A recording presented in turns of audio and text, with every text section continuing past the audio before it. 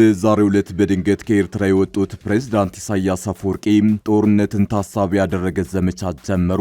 ዘመቻው ተጀምሯል። ይህ በሻዕቢያ የተጀመረው መጠነ ሰፊ እንቅስቃሴ ከኢትዮጵያ ጋር ሊፈጠር የሚችለውን ጦርነት ታሳቢ ያደረገ ነው ተብሏል። ሌላ በኩል ፕሬዝዳንቱ በዛሬው ዕለት ለስራ ጉብኝት ሳውዲ አረቢያ ገብተዋል። በዝርዝር ይዘነዋል፣ ታደምጡታላችሁ። ጄኔራል ታደሰ ጥርስ አውጥተዋል።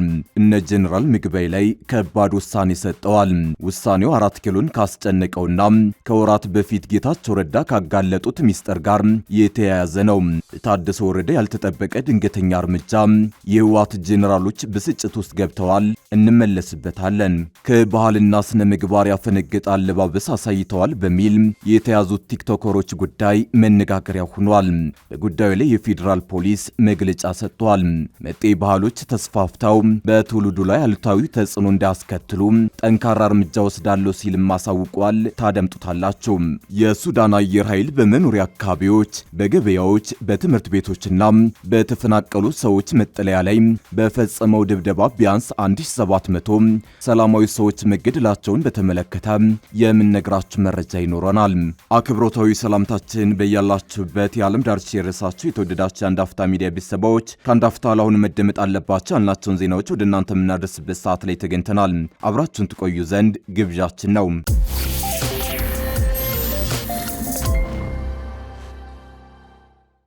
በዛሬው ዕለት በድንገት ከኤርትራ የወጡት ፕሬዝዳንት ኢሳያስ አፈወርቂ ጦርነትን ታሳቢ ያደረገ ዘመቻ ጀመሩ። ዘመቻው ተጀምሯል። ይህ በሻዕቢያ የተጀመረው መጠነ ሰፊ እንቅስቃሴ ከኢትዮጵያ ጋር ሊፈጠር የሚችለውን ጦርነት ታሳቢ ያደረገ ነው ተብሏል። በሌላ በኩል ፕሬዝዳንቱ በዛሬው ዕለት ለስራ ጉብኝት ሳውዲ አረቢያ ገብተዋል። የኤርትራው ፕሬዝዳንት ኢሳያስ አፈወርቂ ለ4 ቀናት ለሚቆይ የስራ ጉብኝት ከሰዓታት በፊት ወደ ሳውዲ አረቢያ ተጉዘዋል። ፕሬዝዳንት ኢሳያስ ወደ ሳውዲ የተጓዙት የሳውዲው ንጉሥ ሰልመን ቢን አብዱልአዚዝ አል ሳውድ የጉብኝት ግብዣ ማቅረባቸውን ተከትሎ ነው። ፕሬዝዳንት ኢሳያስ በቆይታቸው ሁለቱን ሀገራት በሚመለከቱ ጉዳዮችና የትብብር ማዕቀፎች ዙሪያ ከሳውዲ አረቢያ ባለስልጣናት ጋር ሰፊ ውይይት እንደሚያደርጉ የኤርትራ ኢንፎርሜሽን ሚኒስትሩ አቶ የማነ ገብረ መስቀል በኤክስ ገጻቸው አሳውቀዋል። እንደሚታወቀው ሳውዲ አረቢያና የተባበሩት አረብ ኤሚሬቶች የአፍሪካ ቀንድን ጨምሮ በቀጠናዊ ጉዳዮች ፍላጎታቸው ዙሪያ ከጊዜ ወደ ጊዜ እየተጠናከረ የመጣ ሽኩቻ ውስጥ ገብተዋል። በኢትዮጵያና ኤርትራ የተፈጠረውን የግንኙነት መሻከር ተከትሎ እንኳን ሳውዲ አረቢያ ከኢሳያስ ጎን ስትቆም፣ አቡዳቢ ደግሞ ከአብይ አህመድ ጎን ቆማለች። የኢሳያስ አፈወርቂ የሳውዲ አረቢያ ጉብኝትም ከቀጠናዊ ውጥረቱ ጋር በተገናኘ ሊሆን እንደሚችል ይገምታል። ሳውዲ አረቢያ አሰብን ጨምሮ የኤርትራን ወደቦች በረጅም ጊዜ ማልማት ወይም ግዢ መፈጸም ፍላጎት እንዳላት የተለያዩ መረጃዎች ይጠቁማሉ። ለኤርትራ መንግስት የአየር መቃወሚያ መትከሏ ከተሰማም 6 ወር አልሆነም። ይህ በእንዲህ እንዳለ በሻዕቢያ ትዕዛዝ በኤርትራ እስረኞችን የመፍታት ዘመቻ ተጀምሯል። ኢሳያስ ያለ ወትሯቸውና ባህሪያቸው እስረኞችን መፍታታቸው ጥያቄን አጭሯል። ይህን ጉዳይ በተመለከተ ሆርን ሪቪው ሰፊ ሀተታ አስነብቧል። በሀተታውም ኢሳያስ በዘመቻ መልክ እስረኞችን እየፈቱ ያሉት ሰብአዊነት ከማሰብ አኳያ ሳይሆን በቀጣይ ከኢትዮጵያ በኩል ሊከፈትብኝ ይችላል ብለው ስለሰጉ ነው ብሏል። እስረኞችን በመፍታትም ወደ ጦር ሜዳ ለመላክ ዝግጅት እያደረጉ ነው ሲል አስነብቧል። ጄኔራል ታደሰ ጥርስ አውጥተዋል። እነ ጄኔራል ምግበይ ላይ ከባድ ውሳኔ ሰጠዋል። ውሳኔው 4 ኪሎን ካስጨነቀውና ከወራት በፊት ጌታቸው ረዳ ካጋለጡት ሚስጥር ጋር የተያያዘ ነው። ታደሰ ወረደ ያልተጠበቀ ድንገተኛ እርምጃ፣ የህወሓት ጄኔራሎች በስጭት ውስጥ ገብተዋል። ጄኔራል ታደሰ ወረደ የሰጡት ትዕዛዝ ከህገወጥ የወርቅ ንግድ ጋር የተያያዘ ነው። የህወሓት አመራሮችና ጦር መኮንኖች ወደ ኤርትራ በህገወጥ መንገድ ወርቅ በማዘዋወር ከሻዕቢያ የጦር መሳሪያ እንደሚቀበሉ ከዚህን ቀደም የወጡ መረጃዎች ይጠቁማሉ። ይህን ተከትሎ ጄኔራሉ በዛሬው ዕለት በጉዳዩ ላይ አዲስ ውሳኔ ሰጠዋል። ሌተናል ጄኔራል ታደሰ ወረደ ወደ ስልጣን ከመጡ በኋላ ተቋርጦ የነበረውን ማዕድን የማውጣት ስራ ዳግም ለማስጀመር የሚያስችል አዲስ መመሪያ የወጣ ሲሆን ከፕሬዝዳንቱ ቢሮ የወጣና ዋዜማ ራዲዮ የተመለከተው ይሄው መመሪያ ከገዳው በፊት ማለትም ከሚያዝያ ወር 2017 ዓ.ም በፊት ፍቃድ የያዙ የማዕድን አውጪዎች ፍቃዳቸውን እንዲያድሱ በማዕድን አዋጅ ቁጥር 678 ህዝባር 2002 እና በተሻሻለው ደንብ ቁጥር 32 ህዝባር 2018 መሰረት የማዕድንና ንግድ አስተዳደር ማህበራት የሮያሊቲ ክፍያ እንዲከፍሉ እንዲሁም የከባባድ ማሽን ባለቤቶች ከማህበራቱ ጋር ውል እንዲያስሩ ያስገድዳል። ይህ ውል በጊዜው አስተዳደሩ የመሬትና ማዕድን ቢሮ መጽደቅ አለበት ይላል። ከዚህም በተጨማሪ ህጋዊ ፍቃድ ሊኖራቸው እንደሚገባና ግብር እንዲከፍሉም በመመሪያው ተካቷል።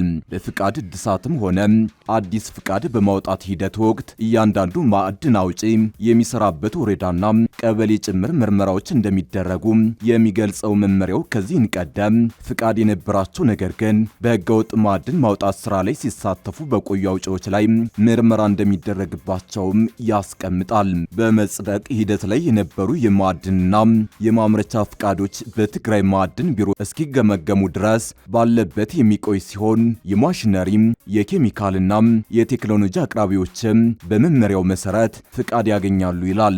ማዕድን አውጪዎች ግብርን፣ የሮያሊቲ አስገዳጅ ክፍያዎችን የመክፈል፣ ቆሻሻን በአግባቡ የማስወገድና የማዕድን መሬቶችን መልሶ የማልማት ግዴታ በመመሪያው ይጣልባቸዋል።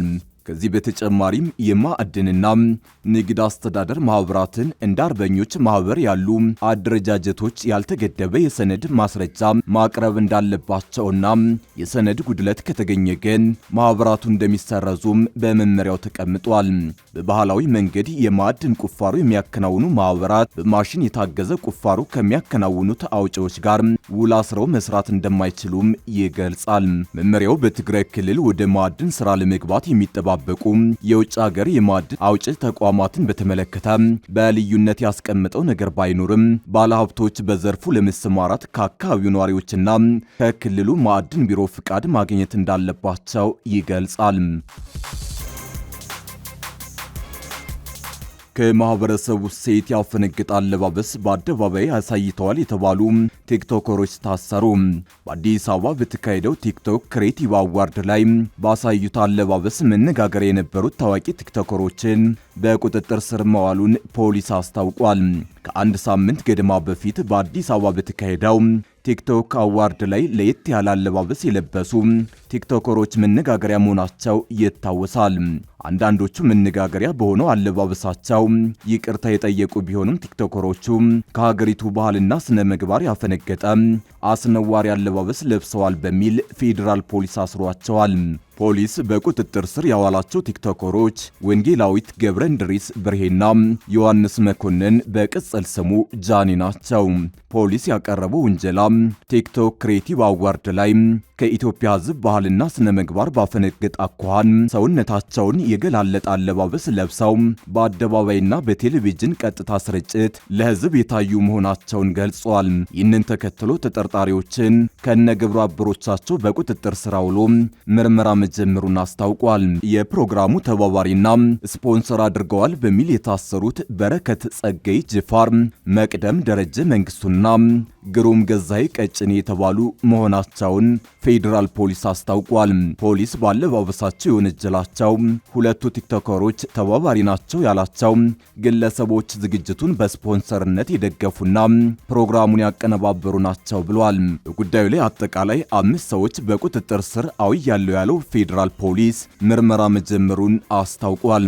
ፖሊስ የሽልማት ዝግጅቱን በስፖንሰርነት የደገፉና ፕሮግራሙን ያሰናዱ ግለሰቦችን ከሁለቱ ቲክቶከሮች አለባበስ ጋር በምን አግባብ እንዳያያዘው ያለው ነገር የለም። ከታሰሩ ሰዎች መካከል የሽልማት ፕሮግራሙ አዘጋጆች መካከል የሚገኙበት ሲሆን ጉዳዩ ከቲክቶከሮቹ አለባበስ ጋር ብቻ የተያያዘ አይደለም የሚል አስተያየት እየተሰጠበት ነው። የኢትዮጵያ ፌዴራል ፖሊስ በተጠርጣሪዎቹ ላይ የሕግ ተጠያቂነትን ለማረጋገጥ የጀመረውን ምርመራ አጠናክሮ እንደሚቀጥል ጠቁሟል። ፖሊስ ግለሰቦችን በቁጥጥር ስር ያዋለው ከማህበረሰቡ ባህልና እሴት ያፈነገጡ አለባበሶችንና መጤ ባህሎች ተስፋፍተው በትውልዱ ላይ አሉታዊ ተጽዕኖ እንዳያስከትሉ በሚል መሆኑን ገልጿል። የሱዳን አየር ኃይል በከተሞች በገበያዎችና በትምህርት ቤቶች ላይ በፈጸመው ጥቃት በመቶዎች የሚቆጠሩ ሰዎች መገደላቸው ይፋ ሆነ። የሱዳን አየር ኃይል በመኖሪያ አካባቢዎች፣ በገበያዎች፣ በትምህርት ቤቶችና በተፈናቀሉ ሰዎች መጠለያዎች ላይ በፈጸመው ድብደባ ቢያንስ 1700 ሰላማዊ ሰዎች መገደላቸው ተገልጿል። ሱዳን ዊትነስ የተባለና በሀገሪቱ የእርስ በርስ ጦርነት የተፈጸሙ የሰብአዊ መብት ጥሰቶችን የሚመረምረው ፕሮጀክት ግጭቱ ከተጀመረበት ከሚያዝያ 2023 ጀምሮ የተካሄዱ ወታደራዊ የአየር ጥቃቶችን በመሰነድ ምርመራ ማድረጉን ገልጿል። የሀገሪቱ አየር ኃይል በርካታ ሰዎች በሚኖሩባቸው አካባቢዎች ያለምንም በቂ ልየታ የቦምብ ድብደባ መፈጸሙን የተደረጉ ምርመራዎች ያሳያሉ።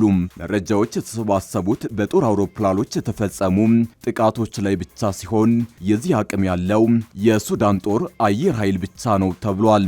ተቀናቃኙ የሱዳን ፈጥኖ ድራሽ ኃይል ይህ አቅም የለውም። ፈጥኖ ድራሽ ኃይሉ የሚጠቀመው ሰው አልባ አውሮፕላኖችን ሲሆን ይህ ደግሞ በጥናቱ ውስጥ አልተካተተም። ፈጥኖ ድራሽ ኃይሉ በምዕራብ ዳርፉር ግዛት ጎሳ ተኮር ጭፍጨፋ በማድረግ ይወነጀላል። በዚህም የተነሳ የአሜሪካ መንግስት የዘር ማጥፋት ክስ መስርቶበታል። አርኤስኤፍ ለበርካታ ውድመቶችና ጥሰቶች ተጠያቂ ነው፣ ያም ተገቢ ይመስለኛል ብለዋል ፕሮጀክቱን በኃላፊነት የሚመሩት ማርክ ስኖዊክ። አክለውም ነገር ግን የሀገሪቱ ጦርም ለሚፈጽማቸው ድርጊቶች ተጠያቂ መሆን አለበት ብለዋል። የሀገሪቱ ጦር በዘፈቀደም የአየር ጥቃቶችን በመፈጸም ከዓለም አቀፍ አካላት ትችቶች ይቀርብበታል። ቢቢሲ ከሱዳን ጦር ምላሽ ለማግኘት ያደረገው ጥረት አልተሳካም። ነገር ግን ከዚህን ቀደም ሰላማዊ ዜጎችን ኢላማ ያደርጋል የሚለውን ውንጀላ ውድቅ ማድረጉ ይታወሳል። የሚፈጽሟቸው የአየር ጥቃቶች የፈጥኖ ድራሽ ኃይሎች ተሰባስበው የሚገኙባቸው ስፍራዎችና ካምፖቻቸው ላይ ብቻ ያነጣጠረ መሆኑን በመግለጽ ማስተባበያ ሰጥቷል። በዚህ ሪፖርት ላይ የሱዳን ጦር በፈጸማቸው የአየር ድብደባዎች ከ1700 በላይ ሰላማዊ ዜጎች መገደላቸውንና 1120 ደግሞ መጎዳታቸው ተገልጿል። ቡድኑ ሪፖርት የተደረጉት አነስተኛ ቁጥሮች በመሆናቸው ትክክለኛው ቁጥር ከዚህ እንደሚልቅ ይገልጻል።